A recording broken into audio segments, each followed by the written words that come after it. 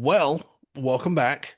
I know that I don't do this often, but I have the extinguished pleasure to do this with Emily Adams today. We're going to be talking about not only her practices, her techniques, her ideologies, the things that she actually brings to the table, a little bit about her background, if she will allow me to, dabble into that, a little bit of background, and then the one question that we always ask. But before we get started, I did some digging. And I saw that you came from an Amish background. I saw that, and that is extremely interesting to be a leader and a pioneer in skills and development, leadership, business. Is a huge transition. And I want to know a little bit of your process or what you came up for that, or tell people, first of all, I'm so rude, tell people about yourself, who you are and what you do.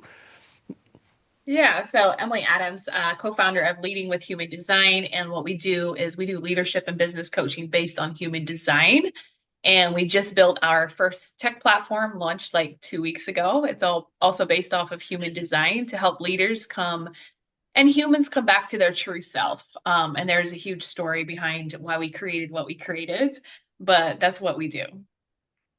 Absolutely awesome. I love development. Obviously, being someone that deals with motivation and deals with mindset, instructional design and techniques, methodologies. I love development, and for people to go through that process is something that just all inspires me. It's amazes me how much we learn from each other in this field and development. So, please tell me a little bit about that background. I'm wondering how you go from one angle to the other. Yeah, so a little bit about my background. So born and raised in the Amish cult. It is a religious cult. And at the age of 17, I jumped out of a two-story window in the middle of the night and never looked back. And for those that have watched any of the reality TV shows on the Amish, they're not true. Once you're out and you choose to leave, there's no going back, and then you go through the shunning process. So, and I'll just kind of give you like the backstory of the Amish cult. So, as a female, your purpose there is just there to be a stay-at-home mom, to be, a wife, to make sure you have, clothes sewed for the family, cook, clean, and basically wait on the husband. It is a very male dominant and male controlled cult, and they purposely do that for many different reasons. Growing up, I would say, did I know that this lifestyle was not for me? Yes, at a very young age, I questioned a lot. My human design is a manifester, and we do not do well with rules. We're very innovative thinking. For those that know human design, know that, okay, she definitely was a manifester. And we don't play well with rules or being put in boxes. So from little up, I was told you got to dress a certain way, you can't speak, you have to, you're just there, you're not seen, heard, or respected. And there's also like, you're never told I love you. The culture just doesn't do that. Wow. And so that's the programming that I was raised with. Fast forward, I get out of school at 13. I only go to eighth grade, which is equivalent to a sixth grade education. And I did not follow the rules, and I did not want to do the housework and learn from my mom. So she's like, go be with your dad. And that my dad was an entrepreneur, right? So he had, multiple businesses. And that's kind of where I learned a lot of different, business skills and different things, of the world. And then fast forward at 16, I lost one of my best friends in a buggy accident. Her and her boyfriend got sideswiped by a semi. And at her funeral, that was kind of like the waking moment for me to be like, I can't sit here and continue to feel like I'm never going to be good enough for the cult, right? I'm just not going to be good enough. I'm not going to meet their standards. And either way, I'm sinning at all times and constantly asking for forgiveness, down to like the way that I wear my hair, the way that I dress, the way that I look, what I say. So I was like, I might as well like leave and live my best life and take my chances because I'm not good enough and I'm going to burn in hell because I'm not good enough. And then I'm also like, if I leave, looking at the same chances, right? So that's kind of where I kind of was like, all right, I gotta, make a decision. And I made the decision. And after my family kind of knew that, that's kind of where the gaslighting starts. And it starts like your family starts gaslighting you, trying to talk you to stay there in the cult to control. And finally at 17, I did made the decision to jump out of a two-story window and never look back, and was not prepared for the culture shock to go from like this cult to like a completely different world now. And probably the biggest challenge was feeling so undereducated. When I went to go get tested, for my GED, they were like, yeah, you have a sixth grade education. I'm like, what? So fast forward, I get my GED. I go into the automotive manufacturing industry because it's the only industry that can will hire without a GED. And then I built my career up there and then graduated from Purdue a couple years later. And I stayed in the automotive industry for a decade and led a lot of different teams, global teams, C-level positions. And then in 2019, 2020, I went through like this spiritual awakening. And that was where I found human design, and it changed and shifted a lot for me. And I also realized like I went through this huge healing and period of time, the EMDR therapy, unpacking trauma that I've never touched, right? I didn't realize like growing up in a cult was so traumatic until I started unpacking everything. And yeah, so that's kind of like why human design. That's the bigger picture. So I'll pause No, there. no, no. It's amazing things. You've said so many points that resonated with me at the heart. Um, it's I empathize with you on one aspect. My brother passed when I was 13, and it was in a car wreck, and he was 16. So it's understanding that there's a lot of people that can understand what's actually going on in your head and perspective at that time and the emotional array that you're hit with. So you instantly won me over, not just with the instructional, and the leadership development and the tutorials. You instantly won me over just with that because we know each other. We know each other on a level to now to where most people just can't identify. The next thing is that was so much, and I'm just listening, thinking about maybe if I can just ask for a cameo in your movie about your life because I just want to be there because it's a whole situation, and I thought, wow, it's amazing to see that and the transitions, the different stages. I can almost see the different versions of you, morphing out, which, like you said, the human design and the development, it almost is like you are the master. You came from one section to the other, and who would you go see unless someone can actually meet you in all these different walks of life? And that's a beautiful thing that I heard, and that resonated with me instantly. So again, thank you for your time. So what is it that like a process that you do with the human design and the development? What is something that you maybe a starting point and assessment? Feel free to. This is your platform. Yeah, so the best way I've found to work with clients with human design, and I've tried a lot of different things. I even try it on my boys and with my friends. So we've experienced it a lot of ways. And I like to meet every single person where they're at. And human design really is an experience. You get to pick and choose how you want to experience and what you want to do it. But my intention is when I work with someone in their human design, whether it's, hey, I want to learn how to put this in my business, or I just need to understand myself better so I can be a better person. It's always my intention is to bring them back to the truth of who they are without the conditioning of the world and also without the conditioning of their childhood. Because at a young age, from the time we're in womb, we're being conditioned. Like we start conditioning very early and we don't realize that. So human design kind of helps you lift that mask up and gives you like that blueprint of who you are without everything else around you. So when I work with people, I always we start with the human design chart, and I always like to understand 2 to 3 of their challenges so we can solve those challenges.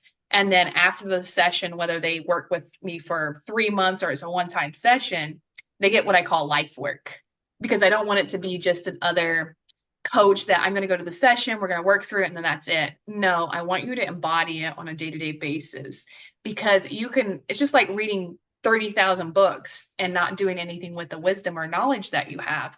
If you don't embody it and practice it, it becomes useless. And so that's one of my biggest intentions is to teach people how to embody it and live it on a day-to-day basis, how it can make your life better. And when you do practice it, you stay in alignment with who you are and your true purpose is, and not what the rest of the world is telling you to like you should be. Because there's so many shoulds and conditionings out there at every place we turn, right? Yes, I experienced that in I won't say the name of the company, but they contracted me to help with their development and personal development. And the first red flag that I got, someone says, "Well, I'm a doer. I have to learn by doing, and I have to do this, and I have to do that." And I said, "Well, who told you that?" That was the first question that somebody challenged that. And so I completely get what you're coming from as far as like the conditioning, the ideology, the shaping of the mind, and the development that someone just got accustomed to in a rhythm over the process of time and just accepted it. And that's a huge challenge for you to do that and emotionally support them through that process. So kudos for you for that. So here's the question that I ask, and this is the only question I usually get serious about. What motivates you? What keeps you motivated? What motivates me is knowing that I guess there's multiple things, and I'll list them kind of from priority. One is impact. Knowing that I came here and yeah, I have went through some massive challenges in my life, but if I can make an impact in the collective and shifting the world to be a better place where we have better humans, better leaders, that's what motivates me. The other thing that motivates me is understanding that outside of the impact, I constantly grow and evolve. And every single day, I have the opportunity to choose whether I'm going to be, 1% better than I was yesterday. And knowing that there have been times in my life where I'm like, oh my goodness, like I hit my potential.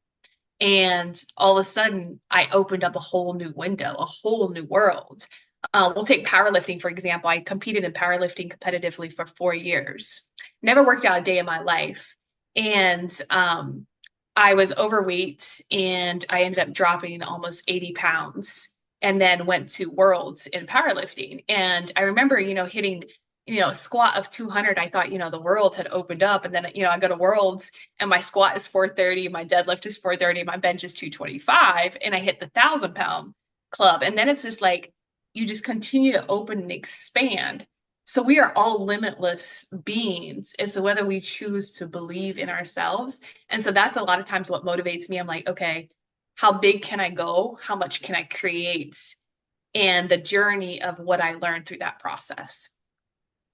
We have, contrary to belief, we've never actually had a full-on conversation until today. And I'm stating this for the record, but you don't see this over my shoulder the whole 24 hours better. When you said 1% every day, I'm like, that is hitting the nail on the head.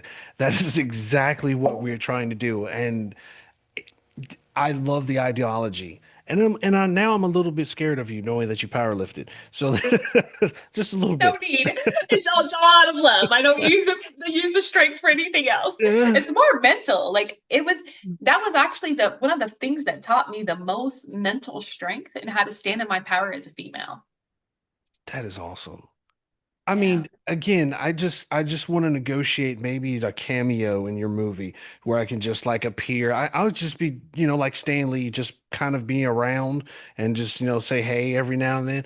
I to go from the Amish upbringing to powerlifting to business and human design, development, leadership, that is an amazing story. And I hope you take the time to actually acknowledge that in yourself. That is an amazing story. And all because, admittedly, I'm kind of an idiot when it comes to things, and I'll be the first one to admit it. I'm kind of an idiot. Um, all admittedly because my wife said you should get on Threads, and now we're having this conversation. I know, I know. Hopefully she never sees this, but You should go tell her how smart she is. hopefully she never sees this at all. I'll never live this down. But this is an amazing story. And I truly hope that you realize the empower that you actually have and the way that you're going to share this out through the world. I'm flabbergasted. I'm Thank flabbergasted. you. Now, again, I won't, I know your schedule is absolutely just bananas and crazy, and I won't hold you, but is there any link or anything that you want to provide to people that they can find you, get in touch with you, reach out to you, watch some of your material, follow you, do whatever need, I don't know, send you a carrier pigeon, anything that they want to do to give for this is like the time that I'm going to give you for that. So yeah, I say this on all the podcasts and any kind of recording that I'm on. My DMs are always open for any questions, conversations. So if something sparked a conversation or you have a question about something, like send me a message. My DMs are always open. I'm Emily Adams across all platforms. I'm probably more active on Threads and my YouTube channel and LinkedIn. Those are kind of my top three platforms. But yeah, any you can just find me on Emily Adams anywhere. And then my website is leadingwithhumandesign.com. Okay. I I I will have all of this hopefully up with closed captionings and all that stuff will be available so everybody that can see. So, do you have a tagline, anything to cash out to or I don't have a specific tagline, but I always go back to, I also published a book. It's called From Choice to Change. And my theory is you always have choice, regardless of what and where you are at. It doesn't matter if you're at the lowest depths of your life, you constantly have choice. And if that means that you have to choose and keep choosing until you're at a space that you like it, you keep choosing. awesome. Awesome. And hopefully the image of that book is not you jumping out of a two-story window. It is Hopefully, not. but it would make an amazing cover. Um, And thank you so much. Thank you so much for indulging me and gracing me with your energy because I'm going to be thinking about my life choices as a result of this conversation and some things that I need to do to not only step myself up, but maybe I'll enroll into your your development sometimes. So maybe I'll do that. But I think it's absolutely amazing, and you're doing amazing work. And I'm going to. We have a wrestling term. I can say that because I used to tumble around in the ring of putting someone over, and it's giving someone the spotlight when they need it and when they deserve it.